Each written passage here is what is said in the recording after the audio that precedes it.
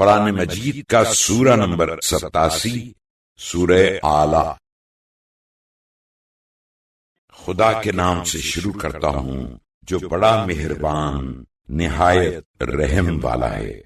اے رسول صلی اللہ علیہ وآلہ وسلم، اپنے عالی شان پروردگار کے نام کی تسبیح کرو، جس نے ہر چیز کو پیدا کیا اور درست کیا، اور جس نے اس کا اندازہ مقرر کیا، پھر راہ بتائی، اور جس نے حیوانات کے لیے چارہ اگایا، پھر اسے خشک سیاہ رنگ کا کوڑا کر دیا۔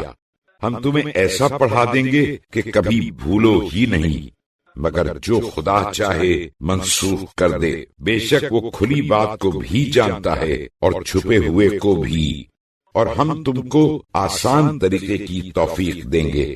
تو جہاں تک سمجھانا مفید ہو سمجھاتے رہو، جو خوف رکھتا ہو وہ تو فوری سمجھ جائے گا، اور بدبخت اس سے پہلو تہی کرے گا، جو قیامت میں بڑی تیز آگ میں داخل ہوگا، پھر نہ وہاں مرے گا ہی اور نہ جیے گا۔ وہ یقیناً دلی مراد کو پہنچا جو شرک سے پاک ہو، اور اپنے پروردگار کے نام کا ذکر کرتا اور نماز پڑھتا رہا، مگر تم لوگ تو دنیاوی زندگی کو ترجیح دیتے ہو، حالانکہ آخرت کہیں بہتر اور دیر پا ہے۔ بے شک یہی بات اگلے صحیفوں ابراہیم اور موسیٰ کے صحیفوں میں بھی ہے۔